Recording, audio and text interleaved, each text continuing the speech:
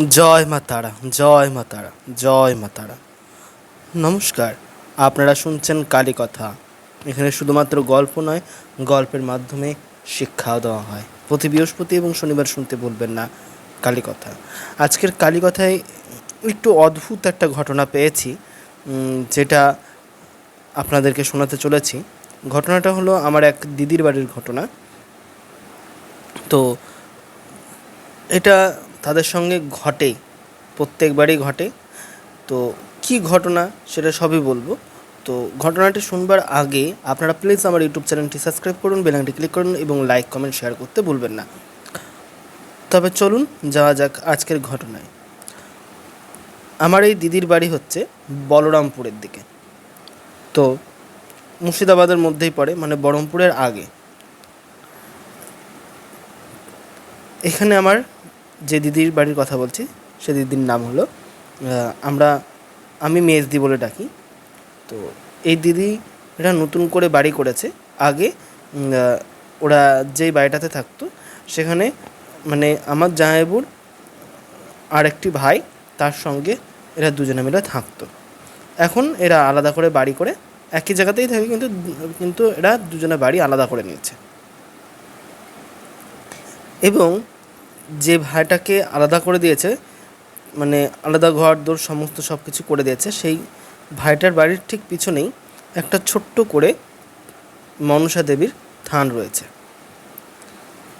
তো প্রত্যেক এই শ্রাবণ মাস, ভাদ্র মাস বা এই দুর্গা পুজোর আগে যে বিশ্বকর্মা পুজোর সময় যে মনসা পুজো হয়, ঠিক এই সময়তেই ওই ওই মন্দিরে পুজো দিতে হয়।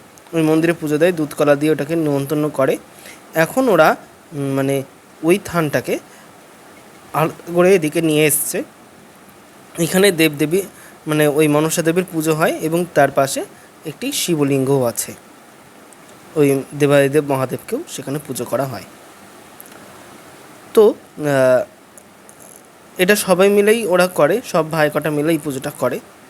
কিন্তু মূল যে উদ্দেশ্যে পুজোটা করা হয় সেটা হলো আমার মেজদির মেয়ের উদ্দেশ্যে।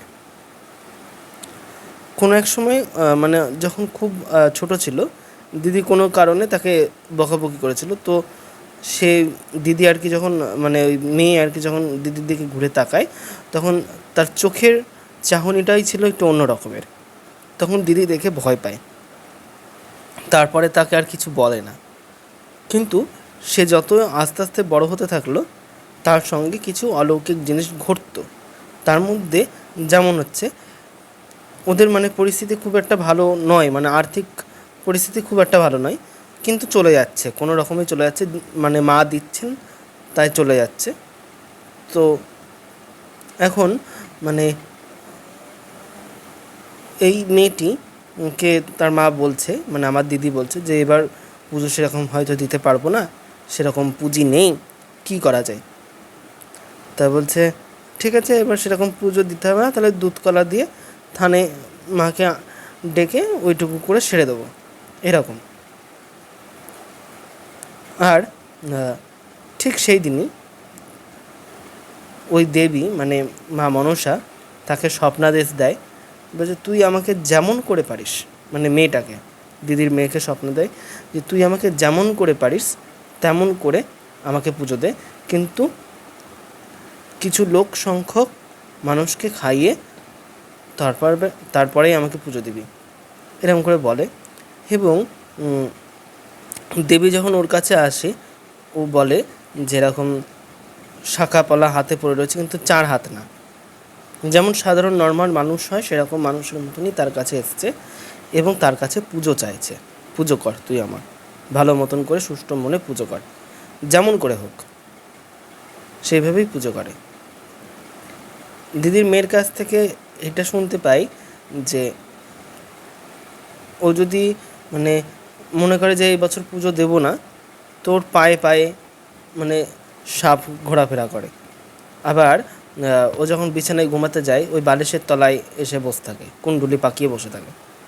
এগুলো শুনতে পাই, এরকমই। এই একটা ঘটনা গেল। আরেকটি ঘটনা বলবো একটি মাসির বাড়ি। এখানে মানে আমার মারা হচ্ছে 5 বোন, তার মধ্যে সেজ বোন যে, তো তার বিয়ে হয় চালতিয়াতেই। তো সেখানে যার সাথে বিয়ে হয় তারাও খুবই গরিব পরিবারের, এখনও অবধিও এরা খুবই গরিব। কিন্তু এইখানে এদের বাড়ির সামনে একটি বেল গাছ ছিল, যতটা সম্ভব আমি আমার মায়ের কাছে শুনেছি। এদের বাড়ির সামনে একটি বেল গাছ ছিল, বেল গাছটাতে ফলও হতো, সব কিছুই হতো। কিন্তু সন্ধে হলে পরে সেই বেল গাছ থেকে মানে অদ্ভুত রকমের কিছু গন্ধ, যে গন্ধটা খুবই সুন্দর ছিল, সেই বেল গাছটার থেকে আসতো। কিন্তু এই গন্ধটা মনমুগ্ধকর, খুবই সুন্দর লাগতো মানে গন্ধটা নিতে। তো ওরা সবসময় মানে একটু যখন রাত গাঢ় হয়ে আসছে, ওই 1টার দিকে, 12টা 1টার দিকে, ঠিক ওরকম সময় ওরা সবাই মিলে ঘুমাতে যেত। তো তখন ওরা একটা জিনিস ওরা প্রায় শুনতে পেত, একটা খড়মের শব্দ আর হাতে একটা বাদ্যযন্ত্রের শব্দ, ডুগডুগি না, এটা একটু লম্বা মতন হয় আর সেটাকে মানে হাত দিয়েই বাজায় একটু অন্যরকম করে। তো ওই খড়ম আর এইগুলোর শব্দ শুনতে পায় তারা। এইভাবে বাজাতে বাজাতে মানে কে যেন চলে যাচ্ছে, ওই গোটা পাড়াটা দিয়ে বেরিয়ে যেত। আবার ঠিক সকালবেলায় আসলে পরে মানে ভোরবেলায় নাকি ওই খড়মের শব্দ শুনতে পাওয়া যেত, মানে একদম ভোর 4টে 5টার দিকে এরকম খড়মের শব্দ শুনতে পাওয়া যেত, দিয়ে এরকম আর শব্দ হতো না। এর একদিন ওই মানে উনি মানে ওই মাসি আর কি সকালবেলায় এরকম উঠেছে, উঠে দেখে যে একজন ব্রাহ্মণ মানে সাধু গোছের, তিনি আর কি ওই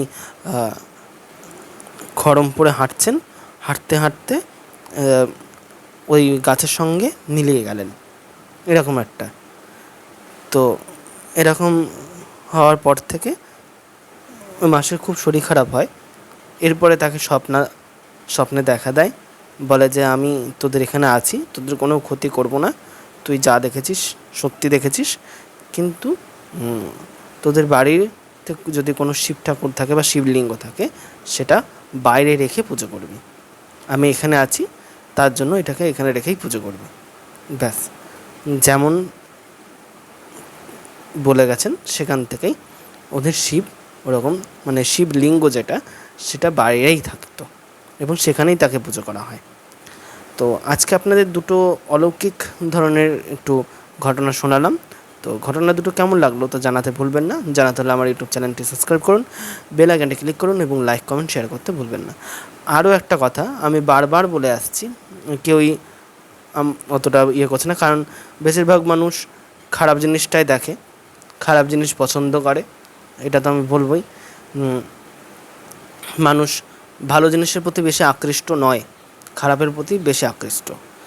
তো সবার উদ্দেশ্যে একটা কথাই বলছি, তোমাদের বাড়ির বা আশেপাশে কোনো জায়গায় যদি কোনো অলৌকিক ঘটনা যুক্ত কোনো দেবী মূর্তি থাকে, যে এই দেবী এরম এরম কাজ করেছে, আমি আজকে যেমন বললাম এরকম টাইপেরই কোনো ঘটনা যদি থেকে থাকে, তাহলে আমার ইউটিউব চ্যানেলে এসে কমেন্টে লিখে দিতে পারো। আরও ভালো হয় যদি আমার এফবি চ্যানেলে মানে কালীকথার আমার এফবি একটি চ্যানেল আছে, পেজ আছে, সেখানেও তোমরা দিতে পারো। আর তাছাড়া আমার এফবিতেও তোমরা দিতে পারো, কালীকথা বলে সার্চ করে, সেখানেও তোমরা দিতে পারো, অসুবিধা নেই। আর একটা কথা বলি, যদি এর থেকে আরও সুজাব পদ্ধতি যদি বলি, তাহলেও আমার হোয়াটসঅ্যাপ নাম্বারে তোমরা দিতে পারো গল্প, যে গল্পগুলো সত্যি আপনাদের সঙ্গে ঘটেছে। তো গল্পটা রেকর্ড করে পাঠাবেন, কিন্তু সেই গল্পের মধ্যে কোনো রকমের শব্দ থাকবে না, মানে কোনো নয়েজ থাকবে না, পাশ থেকে কে চিল্লাচ্ছে বা ফ্যানের শব্দ বা গাড়ি যাচ্ছে এরকম কোনো শব্দ যেন সেখানে না থাকে। শব্দটা যেন মানে আপনার ভয়েস যেন একদম পরিষ্কার থাকে, সেরকম রেকর্ড করে পাঠাবেন। বা আপনি লিখেও পাঠাতে পারেন, আমি পাঠ করে শোনাবো বা পড়ে শোনাবো। তো আমার হোয়াটসঅ্যাপ নাম্বারটি হলো আমার মোবাইলের নাম্বারই 629122 5522 এই নাম্বারটিতে। আর একবার বলছি 6291225522 এই নাম্বারটিতে আপনারা রেকর্ড করেও পাঠাতে পারেন বা লিখে আমাকে পাঠাতে পারেন। নমস্কার, আজকের মতো এইটুকুই। আপনারা আমার ইউটিউব চ্যানেলটি সাবস্ক্রাইব করুন, বেল আইকনটি ক্লিক করুন এবং লাইক, কমেন্ট, শেয়ার করতে ভুলবেন না। জয় মা তারা, জয় মা তারা, জয় মা তারা।